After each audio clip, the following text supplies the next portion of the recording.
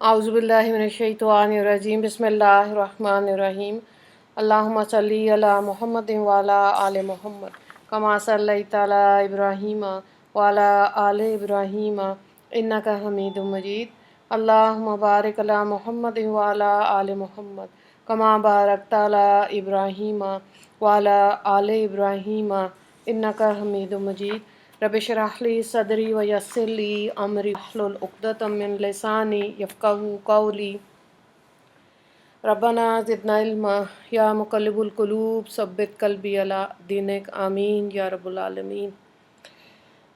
Class 25 है आज और खैबर के बारे में मज़ीद आगे देखते हैं। आप सल्लल्लाहु अलैहि वसल्लम गतफ़ान और यहूद के हमले की मदाफ़त के लिए मदीना से मुहर्रम 7 हिजरी में सबा बिन अरफ़ाता गफ़ारी रज़ी अल्लाह ताला अन्हु को मदीने का अफसर मुकर्रर करके मदीना से रवाना हुए। अज़वाज मुतहरात में से हज़रत उम्मे सलमा रज़ी अल्लाह ताला अन्हा साथ थीं। फ़ौज की तादाद 1600 थी, जिनमें से 200 सवार और बाकी पैदल थे। उस वक्त तक लड़ाइयों में इल्म का अरूज न था, छोटी छोटी झंडियाँ होती थीं। ये पहली मर्तबा था कि आपने 3 अल्म तैयार कराए। 2 हज़रत हब्बाब बिन मुंज़र और साद बिन उबैदा रज़ी अल्लाह ताला अन्हुम को अनायत हुए और ख़ास इल्म नबवी जिसका फेरिया हज़रत आयशा रज़ी अल्लाह ताला अन्हा की चादर से तैयार हुआ था, हज़रत अली रज़ी अल्लाह ताला अन्हा को मरहमत हुआ था। इस ग़ज़वा में चंद ख़वातीन भी अपनी ख्वाहिश से फ़ौज के साथ थीं। नबी करीम सल्लल्लाहु अलैहि वसल्लम को मालूम हुआ तो आपने इनको बुला भेजा और गज़ब के लहजे में फ़रमाया, तुम किसके साथ आईं और किसके हुक्म से आईं? बोलें कि या रसूल अल्लाह, हम इसलिए आए कि चरखा काट के कुछ पैदा करें और इस काम में मदद दें। हमारे पास ज़ख्मियों के लिए दवाइयाँ भी हैं, इसके अलावा हम तीर उठाकर लाएंगी। नबी करीम सल्लल्लाहु अलैहि वसल्लम ने फ़तह के बाद जब माल गनीमत तकसीम किया तो इनका भी हिस्सा लगाया गया था। लेकिन ये हिस्सा क्या था? ज़वार जौहर ना थे, माल असबाब ना थे और दरहम दिनार भी ना थे, बल्कि सिर्फ खजूरें थीं। तमाम मुजाहिदीन को यही मिला और इन पर्दा नशीनियों ने भी यही पाया था। खैबर में 6 किले थे, सालिम, कमूस, नताहता, कसारा, शक, मरबता। और जैसे कि याकूबी ने तसरीह की कि इनमें से 20,000 सिपाही मौजूद थे, इन सब में कमूस नहायत मजबूत और महफूज किला था। अब आप आज का बाब देखते हैं। पहला, खैबर के किले। नबी करीम सल्लल्लाहु अलैहि वसल्लम ने हब्बाब बिन मुंज़र रज़ी अल्लाह ताला अन्हु को परचम अनायत फरमाया, लोगों को जंग के लिए जोश दिलाया। नामी किले में से जो लोग यहूदियों में से जान बचाकर निकलने में कामयाब हो गए थे, वो वहाँ से सोब किला में पहुँच गए। ये फ़तात के किलों में से एक था। इस किले का मुहासरा 2 दिन तक जारी रहा। किले में यहूदियों के 500 जानबाज थे। मुहासरे के बाद इसमें से एक जंगजू निकल कर मैदान में आया और मुकाबले के लिए ललकारा। इस जंगजू का नाम यूशै था। इसके मुकाबले के लिए हज़रत हब्बाब बिन मुंज़र रज़ी अल्लाह ताला अन्हु गए और इसे पहले ही वार में कत्ल करने में कामयाब हो गए। इसके बाद दूसरा यहूदी निकला, इसने भी मुकाबले के लिए ललकारा। इसका नाम दयाल था।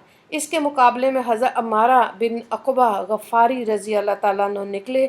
उन्होंने एकदम दयाल की खोपड़ी पर वार कर दिया और बोले, ले संभाल, मैं एक गफ़ारी हूँ।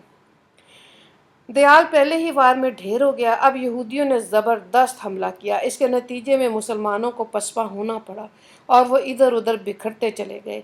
यहूदी आगे बढ़ते रहे, यहाँ तक कि वो रसूलुल्लाह सल्लल्लाहु अलैहि वसल्लम के पास पहुँच गए। नबी अकरम सल्लल्लाहु अलैहि वसल्लम इस वक्त घोड़े से उतरकर नीचे खड़े थे। इस हालत में हज़रत हब्बाब बिन मुंज़र रज़ी अल्लाह ताला अन्हु पूरी तरह साबित कदम रहे और जम कर लड़े।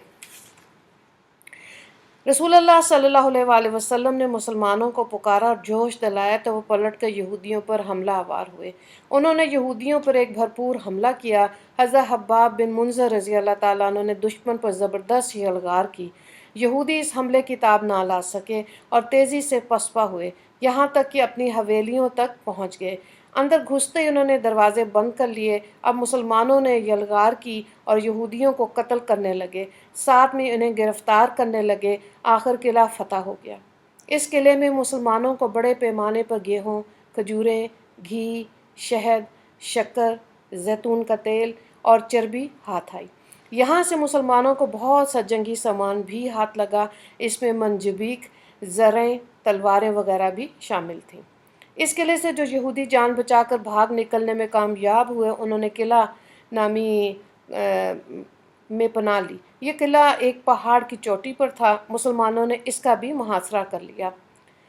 ابھی محاصرے کو 3 دن گزرے تھے کہ ایک یہودی نبی کریم صلی اللہ علیہ وآلہ وسلم کے پاس آیا اور بولا، اے ابو القاسم، آپ اگر میری جان بخشی کر دیں تو میں آپ کو ایسی 2 اہم خبریں دوں گا کہ آپ اطمینان سے قلعہ فتح کر لیں گے، ورنہ آپ اگر اس قلعے کا 1 مہینے تک محاصرہ کیے رکھیں تو بھی اس کو فتح نہیں کر سکیں گے، کیونکہ اس قلعے میں زمین دوز نہریں ہیں۔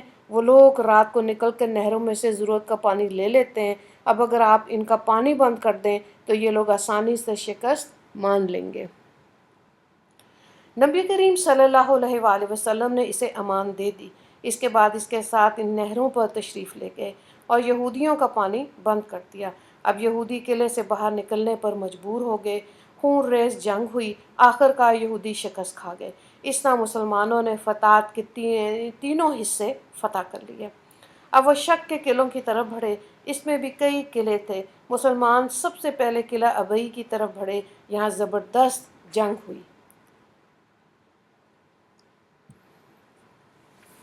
سب سے پہلے یہودیوں میں سے ایک جنگجو باہر نکلا، اس کا نام غزوال تھا۔ اس نے مسلمانوں کو مقابلے کی دعوت دی۔ اس کی للکار پر حضرت حباب بن منذر رضی اللہ تعالیٰ عنہ آگے بڑھے۔ انہوں نے نزدیک پہنچتے ہی غزوال پر حملہ کر دیے۔ پہلے ہی وار میں ان کا دایاں ہاتھ کلائی پر سے کٹ گیا۔ وہ زخمی ہو کر واپس بھاگا۔ حضرت حباب رضی اللہ تعالیٰ عنہ نے اس کا پیچھا کیا اور بھاگتے بھاگتے دوسرا وار کیا۔ یہ وار غزوال کی ایڑی پر لگا، زخم کھا کر وہ گرا۔ اسی وقت حباب رضی اللہ تعالیٰ عنہ نے اس کا کام تمام کر دیا۔ اس وقت ایک اور یہودی مقابلے کے لیے نکلا۔ اس کے مقابلے میں ایک اور مسلمان آئے، لیکن وہ اس کے ہاتھوں شہید ہو گئے۔ یہودی اپنی جگہ کھڑا رہا۔ اس مرتبہ اس کے مقابلے کے لیے مسلمانوں میں سے حضرت ابو دجانہ رضی اللہ تعالیٰ عنہ نکلے اور نزدیک پہنچتے ہی اس پر حملہ آور ہوئے۔ پہلے وار میں انہوں نے اس کا پاؤں کاٹ ڈالا اور دوسرے وار میں اس کا کام تمام کر دیا۔ پھر کسی یہودی نے میدان میں آ کر مسلمانوں کو نہیں للکارا۔ اس پر مسلمانوں نے نعرہ تکبیر بلند کیا اور قلعے پر حملہ کر دیا۔ مسلمان قلعوں کے اندر گھس گئے۔ ان میں سب سے آگے ابو دجانہ رضی اللہ تعالیٰ عنہ تھے۔ اس قلعے سے بھی مسلمانوں کو بہت مال ہاتھ آیا، مویشی اور کھانے پینے کا سامان بھی ملا۔ قلعے میں جو لوگ تھے وہ وہاں سے بھاگ کھڑے ہوئے اور انہوں نے شک کے دوسرے قلعوں میں پناہ لی۔ اس کا نام قلعہ بری تھا۔ شک کے 2 ہی قلعے تھے، ایک ابئی اور دوسرا بری قلعہ۔ بری میں یہودیوں نے بہت زبردست حفاظتی انتظام کر رکھے تھے۔ ان لوگوں نے مسلمانوں پہ بہت سخت تیر اندازی کی، پتھر برسائے۔ بعض تیر تو اس جگہ آ کر گرے جہاں حضرت صلی اللہ علیہ وآلہ وسلم تشریف فرما تھے۔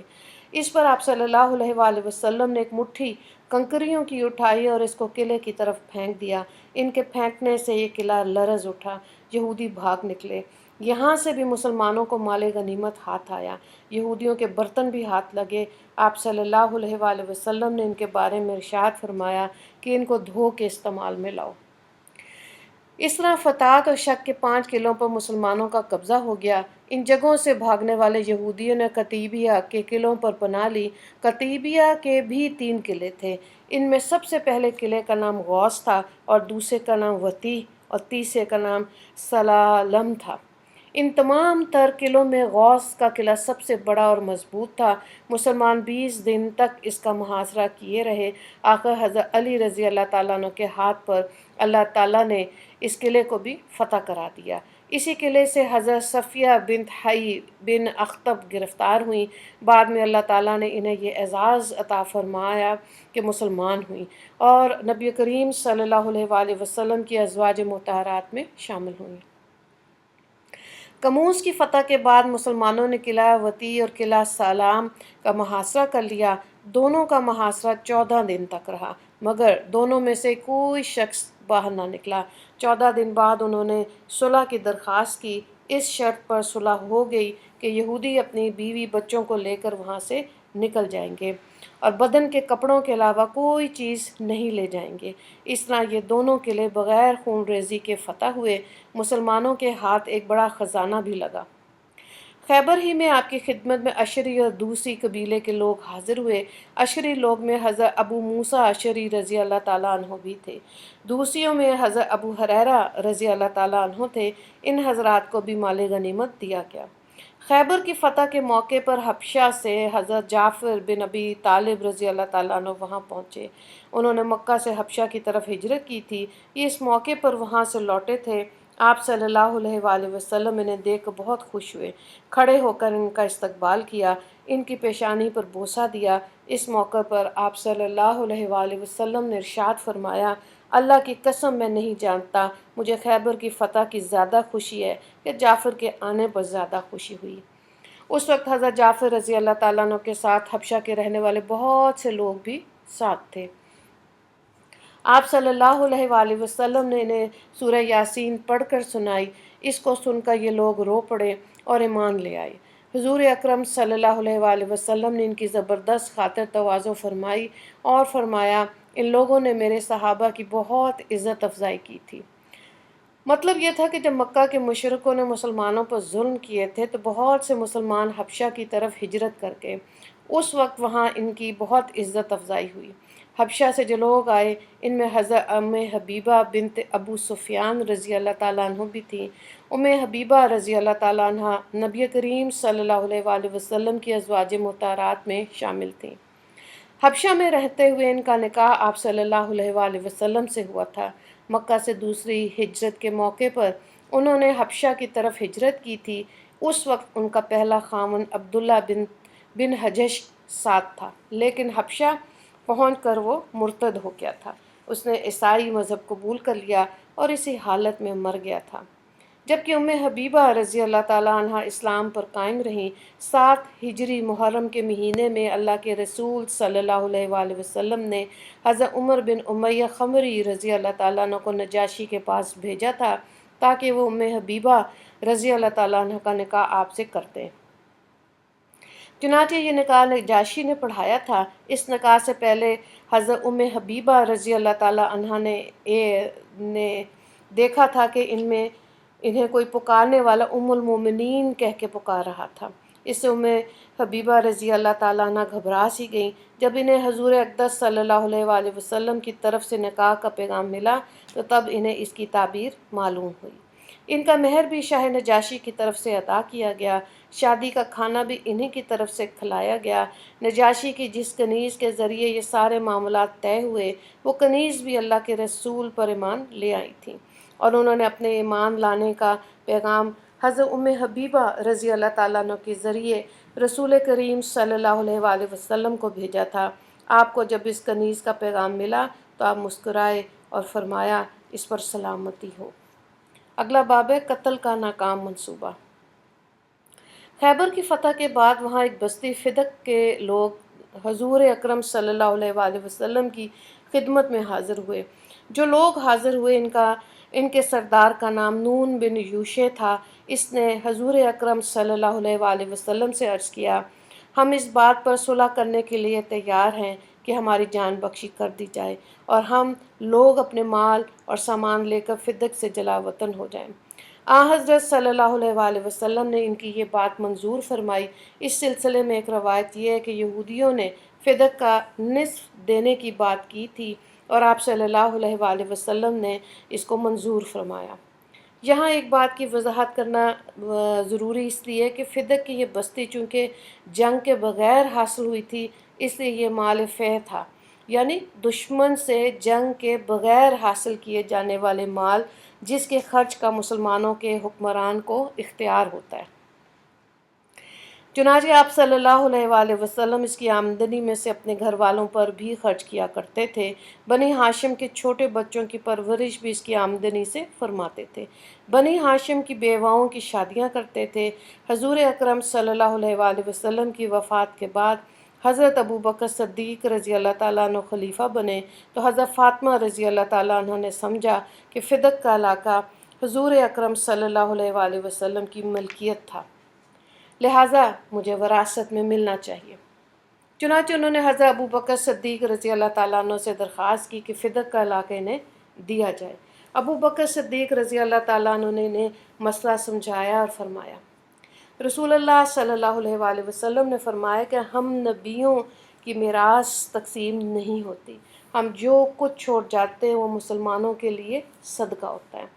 हज़रत फ़ातिमा रज़ी अल्लाह ताला अन्हा मुतमईन हो गई और फिर दोबारा ये मुतालबा नहीं किया। जिस ज़माने में नबी करीम सल्लल्लाहु अलैहि वसल्लम खैबर पहुँचे थे उस वक्त खजूरें अभी पकी नहीं थीं। चुनांचे इन कच्ची खजूरों को खाने से अक्सर सहाबा बुखार में मुब्तला हो गए। उन्होंने अपनी परेशानी हजूर अक़दस सल्लल्लाहु अलैहि वसल्लम से बयान की।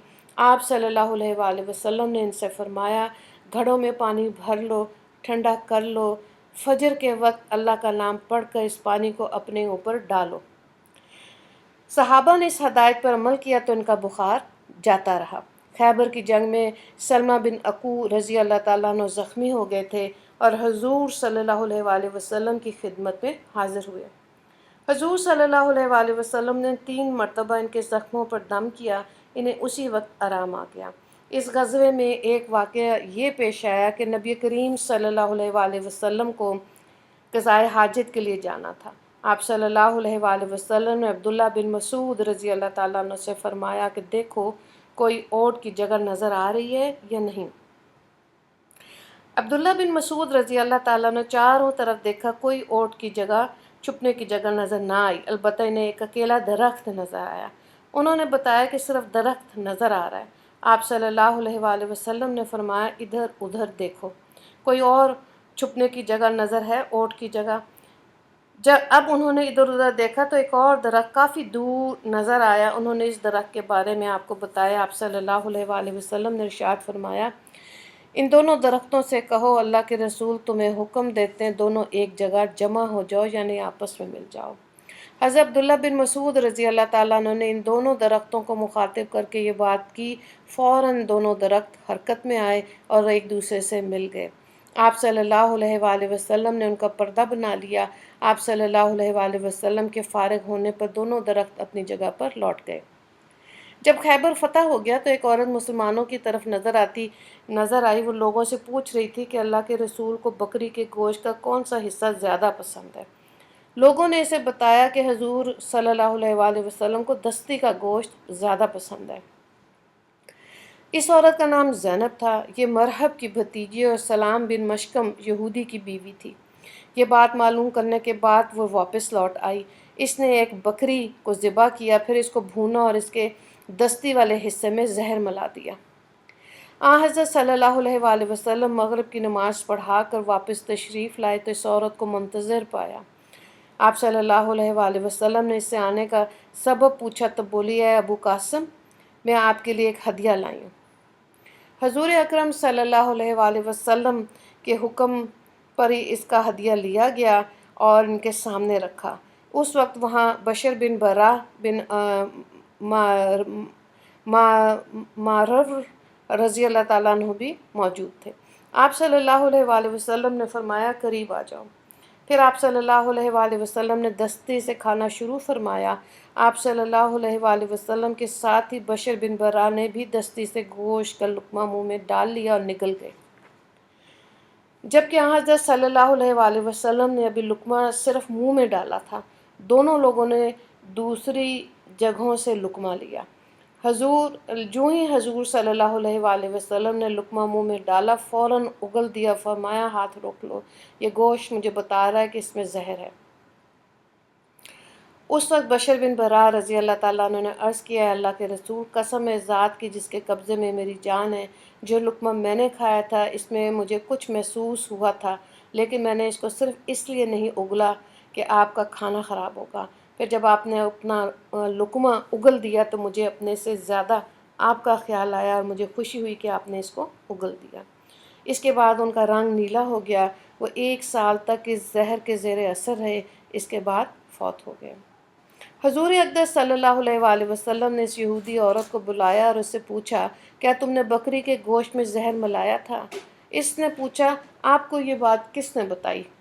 جواب میں آپ صلی اللہ علیہ وآلہ وسلم نے ارشاد فرمایا، مجھے گوشت کے اسی ٹکڑے نے یہ بات بتائی جو میں نے منہ میں رکھا تھا۔ اس نے اقرار کیا، ہاں میں نے زہر ملایا تھا۔ تب آپ نے اس سے پوچھا، تم نے ایسا کیوں کیا؟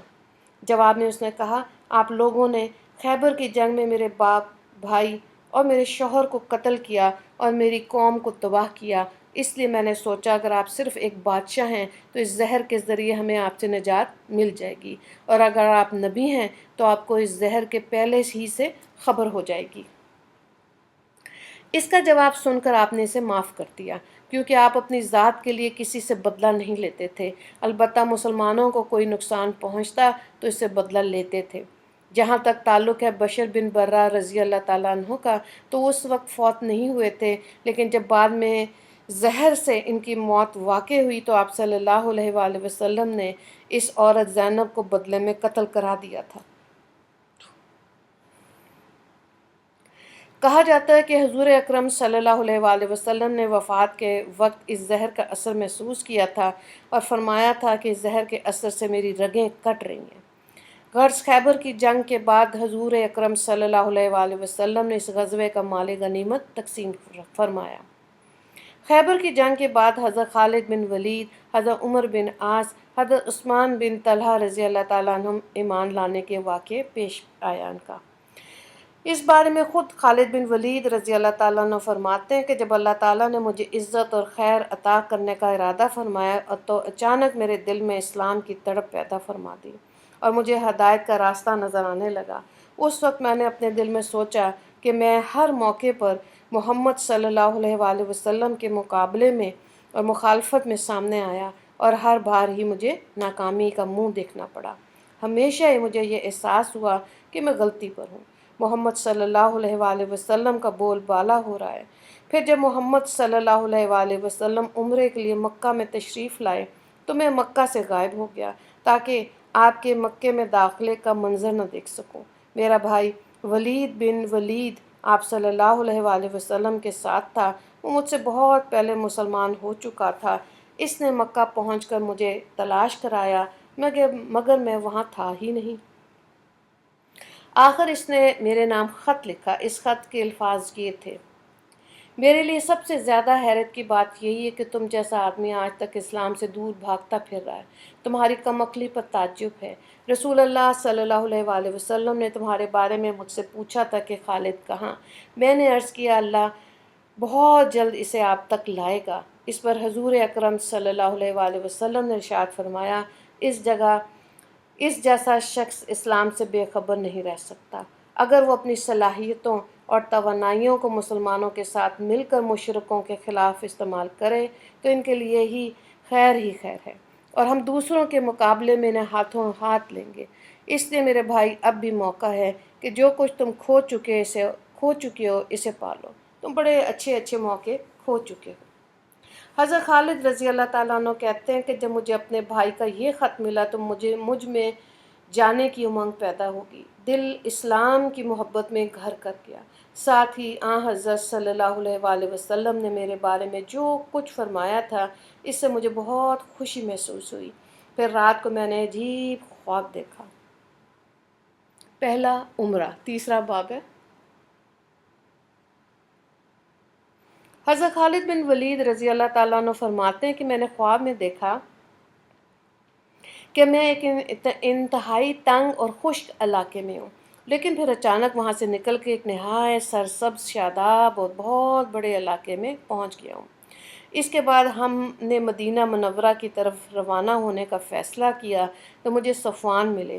میں نے ان سے کہا، صفوان تم دیکھ رہے ہو کہ محمد صلی اللہ علیہ وآلہ وسلم عرب اور عجم پر چھاتے جا رہے ہیں، اس لیے کیوں نہ ہم بھی ان کے پاس پہنچ کر ان کی اطاعت قبول کر لیں، کیونکہ حقیقت میں ان کے بلندی خود ہماری ہی سر بلندی ہوگی۔ اس پر صفوان نے کہا میرے علاوہ اگر ساری دنیا بھی ان کی اطاعت قبول کر لے میں پھر بھی نہیں کروں گا۔ اس کا جواب سن کر میں نے سوچا اس کا باپ اور بھائی جنگ بدر میں مارے گئے ہیں، لہٰذا ان سے امید رکھنا فضول ہے۔ چنانچہ اس سے مایوس ہو کر میں ابو جہل کے بیٹے اکرمہ کے پاس گیا اور اس سے بھی وہی بات کی جو صفوان سے کی، مگر اس نے بھی وہی جواب دیا۔ میں نے اس سے کہا اچھا خیر، لیکن تم میری بات کو راز میں رکھنا۔ جواب میں اکرمہ نے کہا ٹھیک ہے، میں کسی سے ذکر نہیں کروں گا۔ اس کے بعد میں عثمان بن طلحہ سے ملا، یہ میرا دوست تھا، اس کے بھی باپ اور بھائی وغیرہ غزوہ بدر میں مارے جا چکے تھے، لیکن میں نے اس سے دل کی بات کی، اس نے فوراً میری بات مان لی۔ میں نے مدینہ جانے کا وقت، دن اور جگہ طے کر لی۔ ہم دونوں مدینہ منورہ کی طرف روانہ ہوئے۔ ایک مقام پر ہمیں عمر بن عاص رضی اللہ تعالیٰ عنہ ملے۔ ہمیں دیکھ کر انہوں نے خوشی کا اظہار کیا، ہم نے بھی انہیں مرحبا کیا۔ اس کے بعد عمر نے پوچھا آپ لوگ کہاں جا رہے ہیں؟ ہم نے صاف کہہ دیا اسلام قبول کرنے جا رہے ہیں۔ عمر بن عاص رضی اللہ تعالیٰ عنہ فوراً بولے میں بھی تو اسی لیے جا رہا ہوں۔ اس پر تینوں خوش ہوئے اور مدینہ منورہ کی طرف چلے۔ آخر حرا کے مقام پر پہنچ کر ہم اپنی سواریوں سے اترے۔ ادھر اللہ کے رسول صلی اللہ علیہ وآلہ وسلم کو ہماری آمد کی اطلاع ہو گئی۔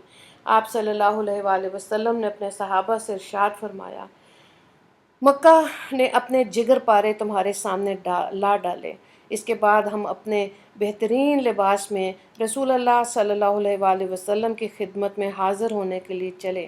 اسی وقت میرے بھائی ولید ہم تک پہنچ گئے اور بولے جلدی کرو، اللہ کے رسول تمہاری آمد پر بہت خوش ہیں اور تم لوگوں کو انتظار فرما رہے ہیں۔ چنانچہ اب ہم تیزی سے آگے روانہ ہو گئے، یہاں تک کہ حضور صلی اللہ علیہ وآلہ وسلم کے سامنے پہنچ گئے۔ ہم نے آپ صلی اللہ علیہ وآلہ وسلم کو سلام کیا۔ آپ صلی اللہ علیہ وآلہ وسلم نے گرمجوشی سے سلام کا جواب دیا۔ اس کے بعد میں نے کہا میں گواہی دیتا ہوں کہ اللہ کے سوا کوئی معبود نہیں اور یہ کہ آپ اللہ کے رسول ہیں۔ اس پر حضور صلی اللہ علیہ وآلہ وسلم نے فرمایا تمام تعریفیں اسے اللہ کے لیے جس نے تمہیں ہدایت عطا فرمائی۔ میں جانتا تھا کہ تم عقل مند ہو، اسی لیے میری آرزو تھی اور مجھے امید تھی کہ تم خیر کی طرف ضرور جھکو گے۔ اس کے بعد میں نے عرض کیا اللہ کے رسول اللہ تعالیٰ سے دعا فرمائیں کہ وہ میری ان غلطیوں کو معاف فرما دیں جو میں نے آپ کے مقابلے پر آ کر کی۔ حضور صلی اللہ علیہ وآلہ وسلم نے ارشاد فرمایا اسلام قبول کرنا سابقہ تمام غلطیوں اور گناہوں کو مٹا دیتی ہے۔ اسی طرح عمر بن عاص، عثمان بن طلحہ رضی اللہ تعالیٰ عنہما آگے آئے اور انہوں نے بھی اسلام قبول کیا۔ یہاں یہ بات ذہن میں رہے کہ عمر بن عاص رضی اللہ تعالیٰ عنہ نے دراصل اس سے پہلے شاہ حبشہ نجاشی کے ہاتھ پر اسلام قبول کیا تھا۔ اس طرح ایک تابعی کے ہاتھ پر ایک صحابی نے اسلام قبول کیا، کیونکہ نجاشی صحابی نہیں ہیں، انہوں نے حضور اقدس صلی اللہ علیہ وآلہ وسلم کو نہیں دیکھا، لیکن تابعی وہ اس لیے ہیں کہ انہوں نے صحابہ کرام کو دیکھا۔ حضرت خالد بن ولید رضی اللہ تعالیٰ عنہ کے مسلمان ہونے کے بعد حضور صلی اللہ علیہ وآلہ وسلم نے انہیں ہمیشہ گھوڑ سوار دستے کا امیر بنائے رکھا۔ یہ تھی تفصیل ان تین حضرات کے ایمان لانے کی۔ حضرت عمر بن عاص رضی اللہ تعالیٰ عنہ بھی بہترین جنگی صلاحیتوں کے مالک تھے۔ وہ خود فرماتے ہیں کہ اللہ کی قسم ہمارے مسلمان ہونے کے بعد اللہ کے رسول نے جنگی معاملات میں میرے اور خالد بن ولید رضی اللہ تعالیٰ عنہ کے برابر کسی کو نہیں سمجھا۔ پھر حضرت ابو بکر صدیق رضی اللہ تعالیٰ عنہ کی خلافت کے دوران بھی ہمارا یہی درجہ رہا۔ صلح حدیبیہ میں طے پایا تھا کہ مسلمان اس سال تو عمرہ کیے بغیر لوٹ جائیں گے، البتہ انہیں آئندہ سال عمرہ کرنے کی اجازت ہوگی۔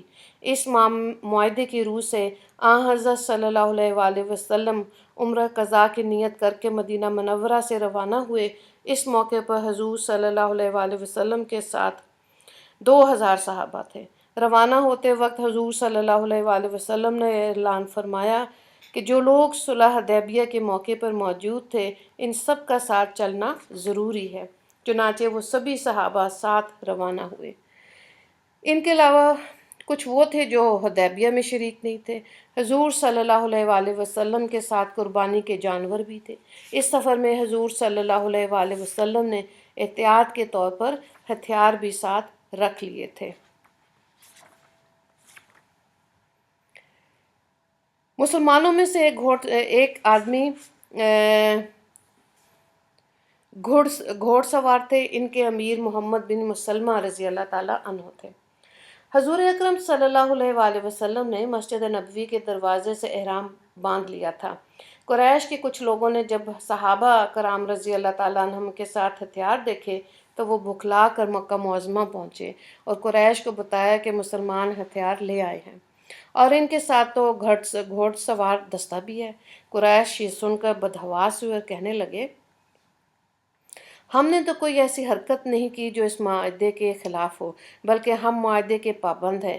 جب تک صلح نامے کی مدت باقی ہے ہم اس کی پابندی کریں گے۔ پھر آخر محمد صلی اللہ علیہ وآلہ وسلم کس بنیاد پر ہم سے جنگ کرنے آئے ہیں؟ آخر قریش نے مکرز ابن حفص کو قریش کی ایک جماعت کے ساتھ روانہ کیا۔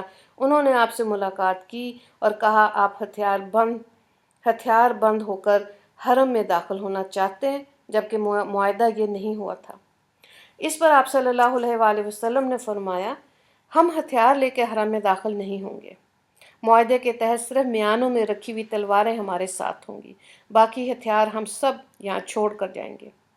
مکرز نے آپ صلی اللہ علیہ وآلہ وسلم کی بات سن کر اطمینان کا اظہار کیا اور قریش کو جا کر اطمینان دلایا۔ جب حضور اقدس صلی اللہ علیہ وآلہ وسلم کے مکہ معظمہ میں داخلے کا وقت آیا تو قریش کے بڑے بڑے سردار مکہ معظمہ سے نکل کے کہیں چلے گئے۔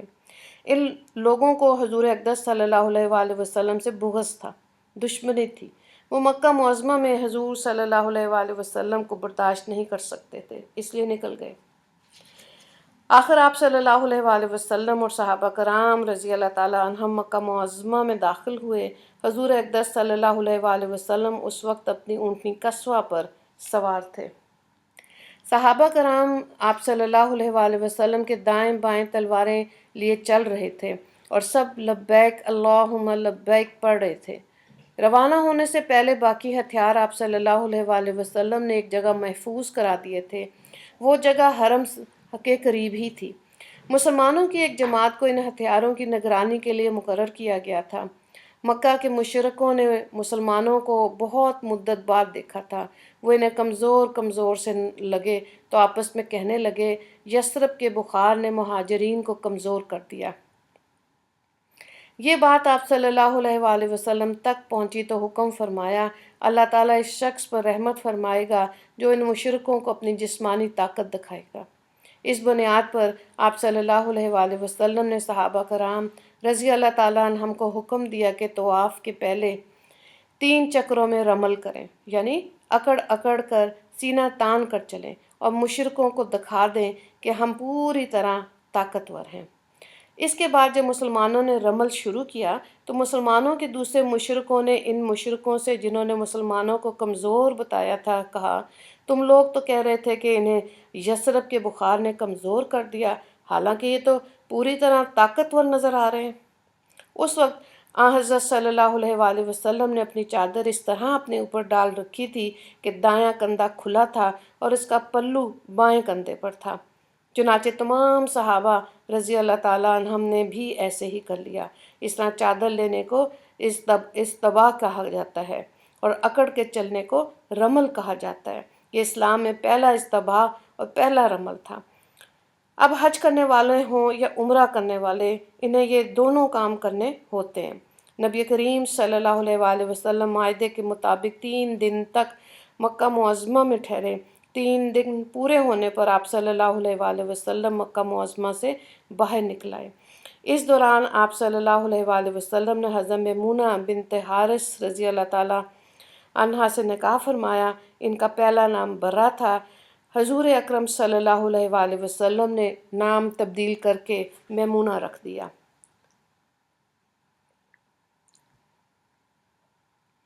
آج کا آخری باب ہے موتا کی جنگ۔ عمرے سے فارغ ہو کے حضور نبی کریم صلی اللہ علیہ وآلہ وسلم مدینہ منورہ پہنچے تو ایک سنگین واقعہ پیش آیا۔ حضرت صلی اللہ علیہ وآلہ وسلم نے ایک خط روم کے بادشاہ ہرقل کے نام بھیجا تھا۔ یہ خط حضرت حارث بن عمیر زادی رضی اللہ تعالیٰ عنہ لے کر روانہ ہوئے۔ موتا کے مقام پر پہنچے تو شرحبیل غسانی نے انہیں روک لیا۔ یہ شرحبیل کیسر روم کی طرف سے شام کے اس علاقے کا بادشاہ تھا۔ شرحبیل نے حضرت حارث بن عمیر رضی اللہ تعالیٰ عنہ سے پوچھا، تم کہاں جا رہے ہو؟ کیا تم محمد صلی اللہ علیہ وآلہ وسلم کے قاصدوں میں سے ہو؟ جواب میں انہوں نے کہا، ہاں، میں محمد صلی اللہ علیہ وآلہ وسلم کا قاصد ہوں۔ یہ سنتے ہی شرحبیل نے انہیں رسیوں سے بندھوا دیا اور پھر انہیں قتل کر دیا۔ حضرت صلی اللہ علیہ وآلہ وسلم کے قاصدوں میں یہ پہلے قاصد ہیں جنہیں شہید کیا گیا۔ اللہ کے رسول صلی اللہ علیہ وآلہ وسلم کو اس واقعے سے بے حد رنج ہوا۔ آپ نے فوراً صحابہ کرام رضی اللہ تعالیٰ عنہم کا ایک لشکر تیار کیا۔ اس کی تعداد 3000 تھی۔ حضور اقدس صلی اللہ علیہ وآلہ وسلم نے ان لوگوں کو شاہ روم سے جنگ کا حکم فرمایا اور اس لشکر کا سپہ سالار حضرت زید بن حارث رضی اللہ تعالیٰ عنہ کو مقرر فرمایا۔ جب لشکر کوچ کرنے سے تیار ہو گیا تو حضور اقدم صلی اللہ علیہ وآلہ وسلم نے ارشاد فرمایا، اگر زید بن حارث شہید ہو جائیں تو ان کی جگہ جعفر بن ابی طالب لشکر کے امیر ہوں گے۔ اگر جعفر بن ابی طالب بھی شہید ہو جائیں تو عبداللہ بن رواح ان کی جگہ لیں گے، اور اگر عبداللہ بن رواح بھی شہید ہو جائیں تو مسلمان جس پر راضی ہوں اسے اپنا امیر بنا لیں۔ جب آپ صلی اللہ علیہ وآلہ وسلم نے یہ ہدایات فرمائیں، اس وقت ایک یہودی شخص بھی وہاں موجود تھا اور یہ سب سن رہا تھا۔ اس نے کہا، اگر یہ واقعی نبی ہیں تو میں قسم کھا کر کہتا ہوں جن لوگوں کے نام انہوں نے لیے وہ سب شہید ہو جائیں گے۔ یہ بات حضرت زید بن حارث رضی اللہ تعالیٰ نے سن لی تو بولے، میں گواہی دیتا ہوں کہ حضرت صلی اللہ علیہ وآلہ وسلم سچے نبی ہیں۔ آپ صلی اللہ علیہ وآلہ وسلم نے ایک سفید رنگ کا پرچم تیار کیا، زید بن حارث رضی اللہ تعالیٰ عنہ کو دے دیا۔ پھر آپ نے مجاہدین کو نصیحت فرمائی، جہاں حارث بن عمیر کو قتل کیا گیا ہے، جب تم وہاں پہنچو تو پہلے ان لوگوں کو اسلام کی دعوت دینا۔ وہ دعوت قبول کر لیں تو ٹھیک، ورنہ اللہ تعالیٰ سے ان کے مقابلے میں مدد مانگنا اور ان سے جنگ کرنا۔ لشکر کو روانہ کرتے وقت مسلمانوں نے کہا، اللہ تمہارا ساتھی اور تمہاری مدد فرمائے اور تم لوگوں کو خیر اور خوشی کے ساتھ ہمارے درمیان واپس لائے۔ جب یہ لشکر روانہ ہوا تو آپ صلی اللہ علیہ وآلہ وسلم ثانیۃ الوداع کے مقام تک انہیں رخصت کرنے کے لیے ساتھ چلے۔ وہاں پہنچ کر انہیں نصیحت کی، میں تمہیں اللہ سے ڈرتے رہنے کی نصیحت کرتا ہوں۔ تمہارے ساتھ جو مسلمان ہیں ان سب کے لیے عافیت مانگتا ہوں۔ اللہ کا نام لے کر آگے بڑھو، اللہ کے اور اپنے دشمنوں سے شام کی سرزمین میں جا کر جنگ کرو۔ وہاں تمہیں عبادت گاہوں، خانقاہوں میں رہنے والے ایسے لوگ ملیں گے جو دنیا سے کٹ گئے۔ ان سے نہ الجھنا، کسی عورت پہ کسی بچے پہ تلوار مت اٹھانا، نہ درختوں کو کاٹنا اور نہ عمارتوں کو مسمار کرنا۔ عام مسلمانوں نے بھی انہیں رخصت ہوتے وقت کہا، اللہ تمہاری حفاظت فرمائے اور تمہیں مال غنیمت کے ساتھ واپس لائے۔ ان دعاؤں کے ساتھ لشکر روانہ ہوا اور شام کی سرزمین میں پہنچ کر پڑاؤ ڈالا۔ اس وقت صحابہ کرام رضی اللہ تعالیٰ عنہم کو معلوم ہوا کہ روم کا شہنشاہ ہرقل 2,00,000 فوج کے ساتھ ان کے مقابلے کے لیے تیار ہے۔ اس کے علاوہ عرب کے نصرانی قبائل بھی چاروں طرف سے آ کے ہرقل کی فوج میں شامل ہو گئے اور ان کی تعداد بھی 1,00,000 کے قریب ہے۔ اس طرح لشکر کی تعداد 3,00,000 تک جا پہنچی۔ ان کے پاس بے شمار گھوڑے، ہتھیار، ساز و سامان بھی تھا۔ اس کے مقابلے میں مسلمانوں کی کل تعداد صرف 3,000 تھی اور ان کے پاس ساز و سامان بھی برائے نام ہی تھا۔ یہ تفصیلات معلوم ہونے پر اسلامی لشکر وہیں رک گیا۔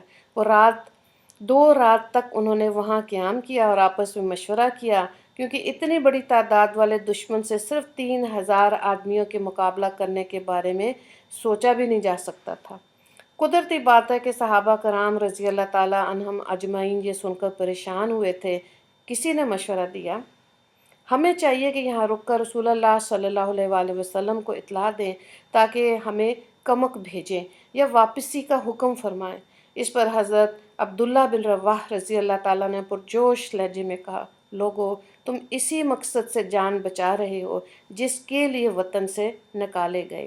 تم شہادت کی تلاش میں نکلے تھے، ہم دشمنوں سے نہ تو تعداد کے بل پر لڑتے ہیں نہ طاقت کے بل پر، ہم تو صرف دین کے لیے لڑتے ہیں۔ دین کے ذریعے اللہ تعالیٰ نے ہمیں سرفراز فرمایا، اب یا ہمیں فتح ہوگی یا شہادت نصیب ہوگی۔ یہ پرجوش الفاظ سن کر صحابہ کرام بول اٹھے، اللہ کی قسم، ابن روا نے بالکل ٹھیک کہا۔ چنانچہ اس کے بعد لشکر آگے روانہ ہوا اور یہاں تک کہ موتا کے مقام پر پہنچ گئے۔ اسی مقام پہ رومی لشکر بھی مسلمانوں کے سامنے آیا۔ حضرت زید بن حارث رضی اللہ تعالیٰ عنہ نے رسول اللہ صلی اللہ علیہ وآلہ وسلم کا پرچم ہاتھ میں لیا، دشمن کی طرف بڑھے۔ صحابہ کرام رضی اللہ تعالیٰ عنہم اجمعین ان کی قیادت میں رومی لشکر پر حملہ آور ہوئے۔ مسلمانوں نے زبردست حملہ کیا۔ ادھر رومی بھی آخر 3 لاکھ تھے، انہوں نے بھی بھرپور حملہ کیا۔ تلواروں سے تلواریں ٹکرا گئیں، نیزے اور تیز چلنے لگے، زخمیوں کی آوازیں بلند ہونے لگیں، گھوڑوں کے ہنہنانے اور اونٹوں کے بلبلانے کی آوازیں گونجنے لگیں۔ اس حالت میں حضرت زید بن حارث رضی اللہ تعالیٰ عنہ پرچم اٹھائے جنگ کر رہے تھے اور مسلسل آگے بڑھ رہے تھے۔ ان پر جوش کی ایک ناقابل بیان کیفیت طاری تھی۔ ان کے ہاتھوں کتنے رومی جہنم رسید ہوئے، آخر وہ لڑتے لڑتے شہید ہو گئے۔ اسی وقت حضرت جعفر رضی اللہ تعالیٰ نے پرچم لیا۔ وہ اپنے سرخ رنگ کے گھوڑے پر سوار تھے۔ اب مسلمان ان کی قیادت میں جنگ کرنے لگے۔ انہوں نے اس قدر شدید جنگ کی کہ بیان سے باہر۔ لڑتے لڑتے ان کا ایک بازو کٹ گیا۔ انہیں پرچم بائیں ہاتھ میں پکڑ لیا۔ کچھ ہی دیر بعد کسی نے ان کے بائیں بازو پر وار کیا، وہ بھی کٹ گیا۔ انہوں نے پرچم کو اپنی گود کے سہارے سنبھالے رکھا اور اسی حالت میں شہادت کا جام نوش فرمایا۔ اس وقت عبداللہ بن رواح رضی اللہ تعالیٰ عنہ آگے بڑھے اور پرچم اٹھا لیا۔ انہوں نے گھوڑے کی بجائے پیدل جنگ کرنا مناسب جانا اور دشمنوں سے مقابلہ شروع کر دیا۔ انہوں نے بھی بہت دلیری سے جنگ کی، یہاں تک کہ شہید ہو گئے۔ اب مسلمان اور عیسائی ایک دوسرے کی صفوں میں گھس چکے تھے اور جنگ گھسمان کی ہو رہی تھی۔ کافروں کی تعداد چونکہ بہت زیادہ تھی، مسلمان صرف 3000 تھے، لہٰذا ان کی تعداد سے کوئی نسبت ہی نہیں تھی۔ اس لیے ان حالات میں بعض مسلمانوں نے پسپائی اختیار کرنے کا ارادہ کیا، لیکن اسی وقت حضرت عقبہ بن عامر رضی اللہ تعالیٰ عنہ نے پکارا، لوگو، اگر انسان سینے پہ زخم کھا کر شہید ہو تو یہ اس سے بہتر ہے کہ پیٹھ پہ زخم کھا کر مرے۔ ایسے میں حضرت ثابت بن ارقم رضی اللہ تعالیٰ نے آگے بڑھ کر گرا ہوا پرچم اٹھا لیا اور بلند آواز میں بولے، مسلمانوں، اپنے میں سے کسی کو امیر بنا لو تاکہ پرچم اسے دے دیا جا سکے۔ بہت سے صحابہ پکار اٹھے، آپ ہی ٹھیک ہیں۔ یہ سن کر وہ بولے، لیکن میں خود کو اس قابل نہیں سمجھتا۔ ان حالات میں سب کی نظریں حضرت خالد بن ولید رضی اللہ تعالیٰ عنہ پہ پڑیں۔ سب نے انہیں امیر بنانے پر اتفاق کیا۔ یہ بھی کہا جاتا ہے کہ خود حضرت ثابت بن ارقم رضی اللہ تعالیٰ عنہ نے ہی پرچم ان کے حوالے کیا اور کہا، جنگ کے اصول اور فن آپ زیادہ جانتے ہیں۔ اس پر حضرت خالد بن ولید رضی اللہ تعالیٰ عنہ بولے، نہیں، میرے مقابلے میں آپ اس پرچم کے زیادہ حقدار ہیں، کیونکہ آپ نے ان لوگوں میں سے ہیں جو غزوہ بدر میں شریک ہوئے تھے۔ آخر سب کا اتفاق حضرت خالد بن ولید رضی اللہ تعالیٰ عنہ پر ہو گیا۔ اب حضرت خالد بن ولید رضی اللہ تعالیٰ عنہ کی قیادت میں جنگ شروع ہوئی۔ اس کے بعد انشاءاللہ اگلی کلاس میں دیکھیں گے۔ اللہ تعالیٰ آج کے دور میں بھی مسلمان مردوں میں جہاد کو زندہ کرے اور آنے والے وقت میں حضرت امام مہدی کے لشکر کا ساتھی ہمارے بھی خاندان کے مردوں کو اللہ تعالیٰ چنے اور اس لشکر کا ساتھی بنائے۔ آمین یا رب العالمین۔ اللہم اغفر للمسلمین والمسلمات والمؤمنین والمؤمنات رب ارحمہما کما ربیانی صغیرا۔ السلام علیکم ورحمۃ اللہ وبرکاتہ۔